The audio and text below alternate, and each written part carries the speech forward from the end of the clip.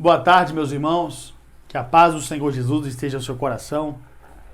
Nessa noite nós estaremos aqui falando acerca dos sinais que antecedem a vinda de Cristo. Você que participou ontem, que assistiu o nosso vídeo, nós falamos acerca da introdução à escatologia. Nós abordamos aí acerca do termo escatologia, que quer dizer escato, quer dizer fim ou final, e logia estudo, ou seja, estudo sobre as últimas coisas. Falamos acerca da escatologia inaugurada e a escatologia final. Escatologia inaugurada é aquela escatologia que deu início ao cumprimento das profecias dos profetas do Antigo Testamento relacionadas à primeira vinda de Cristo à Terra, quando ele veio e morreu pela humanidade. Ali é a escatologia inaugurada. Agora, a escatologia final vai estar falando de assuntos concernentes à segunda volta de Cristo, que é a que nós iremos estudar hoje, que é os sinais que vai marcar esse grande acontecimento. Quais são esses sinais que vai anteceder a vinda de Cristo? E já peço você que não é inscrito em nosso canal, que se inscreva, deixe aí o seu like, assine os sininhos de notificações para você ficar por dentro dos próximos vídeos. E peço você que também que não é inscrito em nosso canal, se inscreva, porque eu tenho certeza que você vai ser abençoado e estará também abençoando outras vidas em nome de Jesus. Então vamos lá. O livro de Mateus, capítulo 24, versículo de número 3. No Monte das Oliveiras achava Jesus assentado quando se aproximaram-se dele os seus discípulos em particular e lhe diziam e pediam: Dizem-nos que coisas há de acontecer e que sinal haverá da tua vinda e da consumação do século. E Jesus vai responder: vede que ninguém vos engane. Então perceba, irmãos, não seja enganado. Porque virão muitos em meu nome dizendo eu sou Cristo e enganarão a muitos. É o que mais tem acontecido nos dias de hoje, né, meus irmãos? E certamente ouvireis falar de guerra, rumores de guerra. Vede, não vos assusteis, porque é necessário assim acontecer, mas ainda não é o fim. Passamos aí por várias guerras. Primeira Guerra Mundial, Segunda Guerra Mundial e vários outros acontecimentos aí entre nações. Porquanto se levantará nação contra nação, reino contra reino, haverá fome, terremotos em vários lugares. Porém, tudo isso é o princípio das dores. Então perceba, Jesus está dando aos discípulos uma pista relacionada à sua volta. Por que Jesus disse que ele não sabia e nem mesmo os anjos sabiam, somente Deus? Perceba que Jesus, quando ele está se referindo que ele não sabe o dia e nem a hora que há de ser a sua volta, ele está cumprindo aqui, meu irmão, minha irmã, a sua natureza humana. Porque a Bíblia diz que Jesus se despiu, ou seja, ele deixou por um momento o seu trono de glória e habitou neste mundo. Ou seja, no momento em que Jesus está referindo aos discípulos relacionado à sua volta, ele despiu-se da sua glória, despiu-se da eternidade, então ele está cumprindo o seu papel da sua humanidade. Mas é claro que hoje Jesus, já glorificado na eternidade, sabe muito bem quando há de ser a sua volta. E Jesus vai falar aqui acerca do princípio das dores. Ouvireis rumores de guerra, terremotos, maremotos, fome, peste, sede. E então perceba que ele vai falar também acerca de guerra entre nações. Então perceba, meu irmão, quando a gente lê esse texto, a gente pode começar a se perguntar: mas desde que mundo é mundo, sempre ocorreu fome, sempre ocorreu guerra entre nações, sempre aconteceu isso. No Antigo Testamento é clássico. Nós vemos aí Israel sempre pelejando contra as outras nações, contra os filisteus, contra os amalequitas, contra os assírios, contra os babilônicos. Então, sempre ocorreu guerra entre nações. Mas o cerne do texto, o versículo-chave do texto vai estar no versículo 8. E é por isso que é importante a gente fazer um estudo minucioso da palavra de Deus. E antes de eu estar falando do versículo 8, porém, tudo isso é o princípio das dores.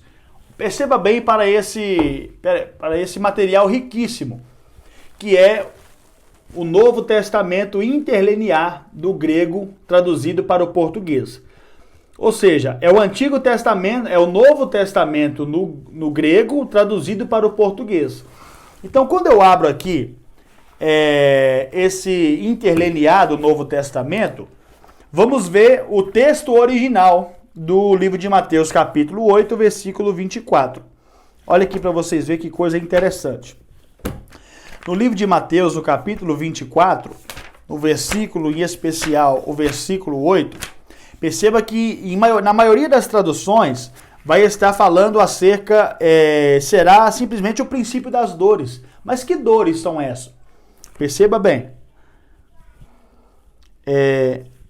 Terremotos em vários lugares, mas estas coisas são o princípio das dores de parto.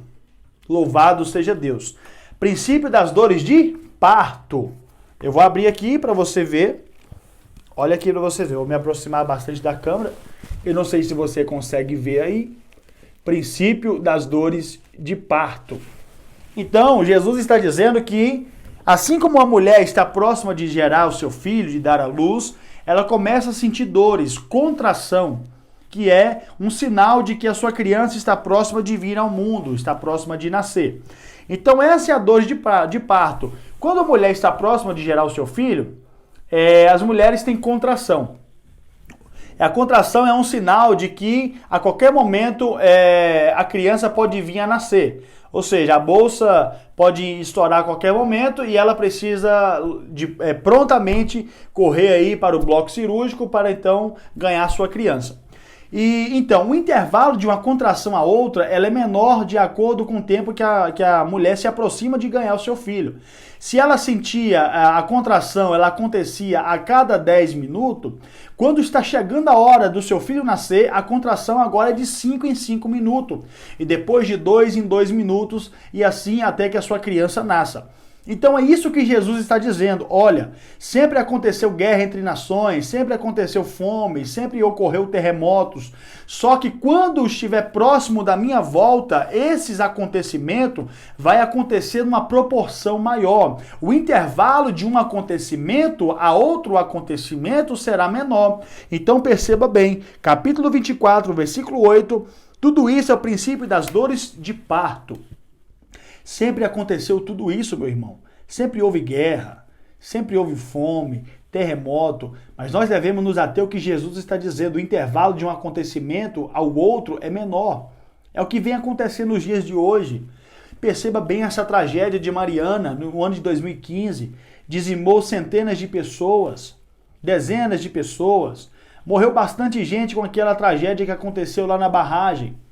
A barragem da Samarco, né, mineradora Samarco, e agora no ano passado, já completou aí 1 ano e 2 meses, falho engano, 1 ano e 1 mês, não sei, que aconteceu essa tragédia aqui na cidade de Brumadinho. Aquela barragem veio se romper, morreu mais de 300 pessoas. Então perceba que o intervalo de uma tragédia a outra tem sido menor. E quando eles estavam noticiando, olha que coisa interessante, eles estavam noticiando que estavam fazendo 1 ano da tragédia de Brumadinho, aí no mesmo dia começou a tragédia nas regiões metropolitanas de Belo Horizonte, com grandes chuvas, desabamento de casa, de barranco, e morreu aproximadamente aí mais de 70 pessoas com deslizamento de terra. Então perceba, as mídias já não estão mais se atendo tanto mais em um só assunto, em um só noticiário, porque os acontecimentos vêm acontecendo com proporções maiores em vários lugares ao mesmo tempo. E é isso que Jesus está dizendo, meu irmão. O sinal evidente da volta de Jesus é os acontecimentos da era atual. Nós estamos vivenciando os últimos minutos da igreja da face da terra. Os sinais são evidentes. E um dos sinais que evidencia a volta de Cristo, o eminente, baseado nas profecias bíblicas, é o retorno dos judeus para a sua nação de Israel. Quando Jesus ele profetiza que no ano 70 depois de Cristo, Jerusalém seria destruída, que o templo seria derrubado, a cidade de Jerusalém ficaria deserta, desabitada, de fato isso aconteceu. Os judeus agora que estavam em Israel são obrigados a abandonar a sua nação, a sua cidade, e começou a migrar para outros países, foram habitar na Ásia Maior, na Ásia Menor, no Ocidente, na Europa e assim sucessivamente. Começou a se espalhar pela face da terra. Jerusalém ficou desabitada, Israel ficou uma terra deserta e depois passou a ser habitada pelos muçulmanos. E tudo isso é cumprimento profético. Só que a Bíblia diz, pelo profeta no Antigo Testamento, o profeta Isaías, que vai dizer o seguinte: como pode uma nação nascer em um só dia? Como pode nascer o povo de uma só vez? Ali ele está fazendo alusão ao retorno dos judeus para Israel, que aconteceu no ano de 1948, há 72 anos atrás aproximadamente, quando agora Adolf Hitler dizima 6 milhões de judeus de uma única vez. A história vai dizer que agora a ONU se compadeceu de Israel, mas na verdade o próprio Deus que entrou no coração daqueles homens, devolvendo a dignidade para o povo judeu. Então, recentemente, rabinos judeus vêm dizendo para todos os judeus que moram em todos os lugares do mundo, dizendo: olha, aonde tiver um judeu espalhado pelo mundo, volte para Israel, porque o Messias está chegando. Ou seja, se os judeus estão dizendo que o Messias está chegando, a igreja está afirmando que o arrebatamento está próximo. Jesus está às portas, meu irmão. Os sinais são evidentes. Louvado seja o nome do Senhor. Jesus está às portas. Os sinais estão aí para todo mundo ver. Já aconteceu aí pelo menos 2 guerras mundiais. E vem acontecendo, já aconteceu. Gripe espanhola, gripe suína, gripe aviária, zika vírus, chikungunya. Atualmente aí o coronavírus. Então tudo isso é sinal que evidencia o retorno eminente de Jesus Cristo para arrebatar a sua igreja e revelar o seu juízo sobre a humanidade desobediente à voz de Deus. Então vamos lá. Eu separei aqui também. Lembra que ontem eu falei acerca que a escatologia trabalha com profecia. E algumas dessas profecias são profecias simultâneas, profecia de duplo cumprimento. São profecias que, quando o profeta profetizou, ela já cumpriu na história, mas porém, é uma profecia dupla, que ela também tem cumprimento ao longo da história. E uma dessas profecias vai ser essa.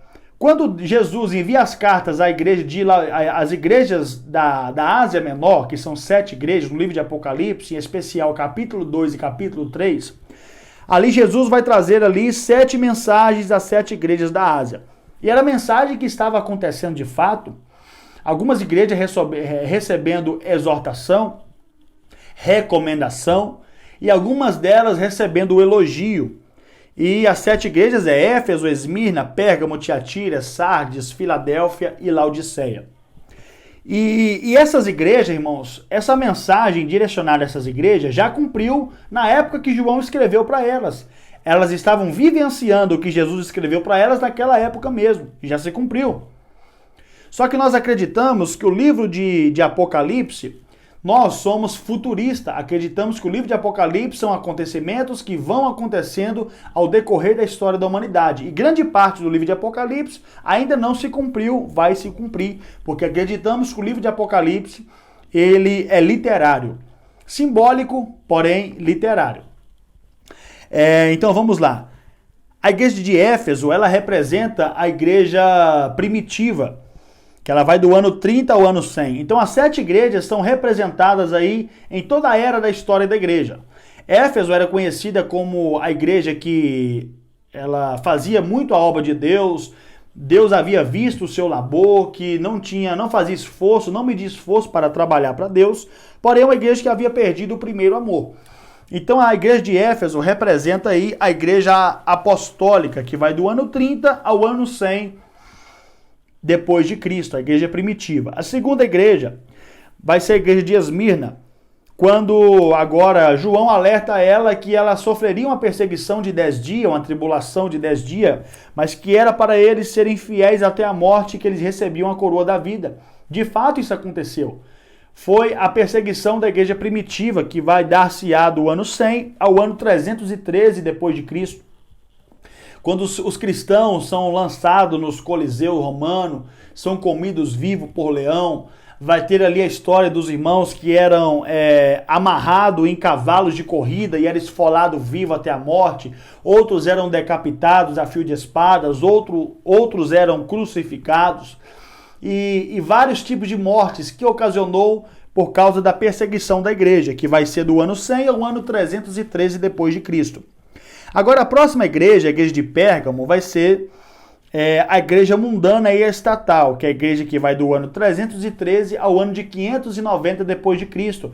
Vai ser a época em que a igreja vai unir o Estado e a igreja. A igreja se une ao Estado, aonde dá início aí ao catolicismo romano, do ano 313 ao ano de número 590. Depois levanta a próxima igreja, a igreja corrupta, que vai do ano 590 ao ano de 1517, que é a igreja de Tiatira. A Sardes, que é a igreja da reforma, a igreja morta. Capítulo 3 de Apocalipse, versículo 1. Conheça as suas obras, tens nome que vive, mas estás morto, ou estás morta. Era uma igreja que vivia de aparência. E é tão verdade que Deus levantou esse homem por nome Martinho Lutero, que foi o precursor da reforma protestante no mundo. Ele viu as inverdades que estavam sendo ensinadas pela igreja romana e ele percebe que aquilo não tinha fundamento bíblico, então ele cria as 95 teses, ele começa a refutar os ensinamentos da igreja apostólica romana, que é a igreja católica. Então acontece a emancipação, ele sai do catolicismo e dá início aí uma nova era da igreja, que era a igreja protestante. Agora a próxima igreja, a igreja de Sardes, vai do ano de 1517 ao ano de 1730. Então perceba, tudo isso é cumprimento profético, tudo isso é sinal que evidencia o retorno eminente de Jesus. A sexta igreja, que é a igreja missionária evangelística, que ela vai do ano de 1730 até o ano de 1900. A igreja missionária que se expandiu pelo globo terrestre, que várias partes do mundo, vários países receberam a palavra de Deus. Foi a época de um dos grandes avivamentos que aconteceu na história, foi quando o evangelho passou a ser anunciado a outras nações. Multidões e multidões se convertiam a Cristo, abandonavam as suas práticas promíscuas e se atinha à verdade e se convergia a Cristo Jesus. Porque o maior sinal, a maior evidência de um verdadeiro avivamento, meu irmão, não é o movimento, o estereótipo, e sim o sinal evidente de um verdadeiro avivamento é a conversão de alma. Eu sempre digo isso, que o verdadeiro avivamento é trazer a eternidade ao coração dos homens, ou seja, é salvação de alma, é conversão de alma. Se não houver mudança de caráter, se não houver mudança de vida, isso não é avivamento, é emocionamento, que é uma emoção de momento. E não é isso o que a Bíblia nos ensina, que nós devemos ser firmes e constantes, sempre abundantes na obra do Senhor. Então, avivamento não pode ser só em congresso, só em campanha. Avivamento é diário. Avivamento ele tem que ser interno, é de dentro para fora. A mudança começa de dentro para fora e a eternidade estará na mente e no coração dos homens. A próxima igreja, que é a igreja de Laodiceia. A igreja da era atual, a igreja promíscua, a igreja que vem se apostatando da fé, que é o neopentecostalismo, que vem aí deturpando a Bíblia, vem trazendo inverdades ao coração dos homens, trazendo uma ideia de que Jesus desceu do céu para poder dar conforto ao homem, dar dinheiro ao homem, deixar o homem rico, virar empresário. Não sou contra a prosperidade, meu irmão, mas a prosperidade à luz da Bíblia. Buscai primeiro o reino de Deus e a sua justiça, e as demais coisas vos serão acrescentadas. Não vos preocupeis no que há de comer, beber ou vestir, que o Senhor irá cuidar de nós. Então é essa prosperidade que eu acredito. Prosperidade à luz da Bíblia é ausência de necessidade. Nós devemos entender muito bem isso. Não é o que vem sendo ensinado aí pelos neopentecostalismos. Podemos afirmar com todas as letras, essas igrejas que pedem rio de dinheiro, os ratos de púlpito, os empresários da fé, os charlatões da fé, os cafetões da fé, seja lá o nome que é dado a essa corja, que eu tenho certeza que o dia deles vai chegar. Estão privando a eternidade dos homens, estão privando a verdade dos homens, mas Jesus vai visitar esses homens, pode ter certeza disso. Jesus vai visitar esses homens, meus irmãos, vai visitar esses homens sim, porque a mensagem central do Evangelho é livrar o homem da condenação do inferno. A mensagem central do Evangelho de Cristo é livrar o homem e a mulher da condenação do inferno. Então perceba bem, os sinais que evidenciam a volta de Jesus, irmãos, é esses. Jesus está voltando. Nós devemos abrir os nossos olhos espirituais, que não sejamos como a igreja de Sardes, uma igreja que vive de aparência.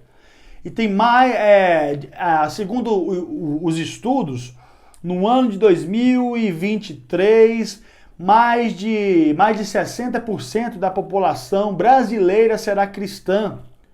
Será cristã, meu irmão. Olha para vocês verem.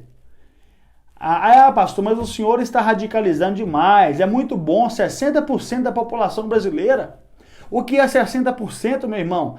60% nada mais é do que aproximadamente 120 milhões de pessoas que professam a Jesus Cristo. Irmão, se isso fosse de fato verdade, se isso de fato não fosse uma aparência, o Brasil não seria o país mais corrupto do mundo. O Brasil não teria um dos maiores escândalos da história, tanto na área política quanto na área eclesiástica. E isso não é para nos deixar alegre. Tudo bem, Jesus está sendo anunciado, o apóstolo Paulo disse, o que importa é que Cristo seja pregado, que Cristo seja anunciado. Mas nós devemos entender, irmãos, que naquela época, 12 homens que deram início ao Evangelho, logo à ascensão de Cristo ao céu, foram suficientes, capazes de impactar o mundo antigo, o mundo da era primitiva, da igreja inaugurada em Atos 2. Havia conversão de alma, havia salvação, havia cura, havia libertação, havia mudança de caráter, homens que não negavam a fé, que, se possível, doavam a sua própria vida por amor do Evangelho. Nunca vivemos uma geração tão fraca como nesses últimos dias. Nunca vivemos uma geração tão fraca, meu irmão. Uma geração fraca de Bíblia, fraca de conhecimento, fraca porque a primeira perseguição que acontecer é a primeira que vai negar a fé, vai negar a Cristo, porque vem sendo ensinada no bajulamento. Vem sendo ensinada que o crente não pode sofrer, vem sendo ensinada que o crente não pode passar por dificuldade. Isso é uma maior mentira que o diabo tem implantado no coração desses homens. Jesus disse, aquele que quiser vir após mim, negue a si mesmo e tome a sua cruz. Sabe o que Jesus está dizendo? Você quer seguir a mim? Coloque a sua cruz nos ombros e suba para o Calvário para morrer comigo. É isso que Jesus está falando. É tomar a cruz, negar a si mesmo e se entregar por ele. É isso que é negar a si mesmo e tomar a sua cruz. Se atenha a essa verdade, não seja enganado. Jesus está voltando. Em nome de Jesus. A Bíblia diz no livro de Efésios capítulo 5, versículo 14... Portanto, desperta, ó tu que dormes, levanta-te dentre os mortos e Cristo te esclarecerá. Deixa Jesus entrar na sua mente, no seu coração. Passa a examinar as Escrituras, porque nela pode conter a vida eterna, meu irmão. Consulte a palavra de Deus, consulte os livros extra-bíblicos que são aí recomendados pela minha pessoa. E um deles é esse aqui, ó, Apocalipse. Não sei se você consegue perceber, versículo por versículo, é do Severino Pedro da Silva, da editora CPAD. É um livro que vai abordar aí o livro de Apocalipse, versículo por versículo. Todo o livro de Apocalipse aí explicado nesse livro. Um livro de 290 páginas, muito tranquilo para você estudar.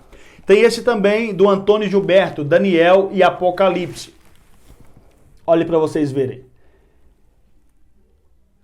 É um comentário também, um comentário, né, do livro de Daniel e do livro de Apocalipse.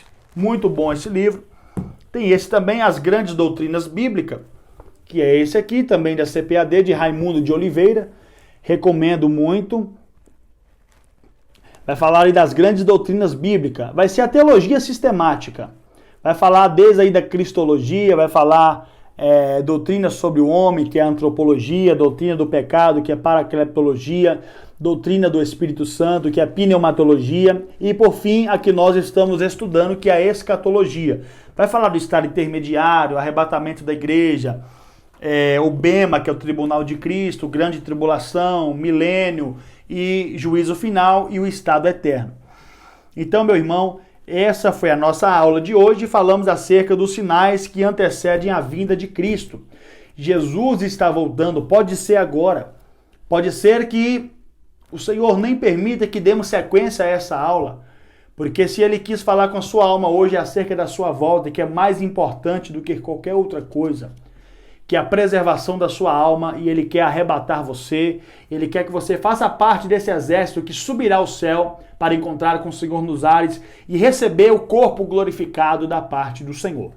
Então eu peço você que não é inscrito em nosso canal, se inscreva.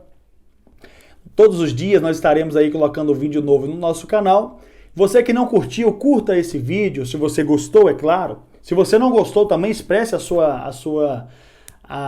seu comentário, deixa aí nos comentários aí o que você achou desse vídeo, deixe também aí dicas para o próximo vídeo, compartilhe com o máximo de pessoas que você conseguir, Facebook, grupo de Facebook, compartilhe no Instagram, compartilhe no Telegram, compartilhe no WhatsApp, nos ajude a propagar essa mensagem, nos ajude a propagar o Evangelho da salvação, e é isso que eu te peço nessa tarde, e em nome de Jesus. Vamos fazer uma oração? Soberano Deus e Altíssimo Pai, gratos somos ao Senhor, ó Deus, por essa oportunidade que o Senhor nos concede nesta noite. E que essa palavra, Deus, pregada nessa noite, possa entrar nos corações aqui presentes. Abra o entendimento desse jovem, abra o entendimento deste homem, abra o entendimento desta mulher. Conceda-lhes a graça para entender melhor, ó Deus, as Sagradas Escrituras. Implante no coração deles, ó Deus, a saudade do céu, o desejo pela eternidade. Ajuda-os, ó Pai, para que eles possam, ó Deus, abrir mão do pecado, continuar servindo ao Senhor com fidelidade e aguardar o retorno glorioso e eminente do Senhor. É que eu te peço nessa noite, em nome de Jesus. E a igreja do arrebatamento diz um amém bem forte? Amém. Graças a Deus.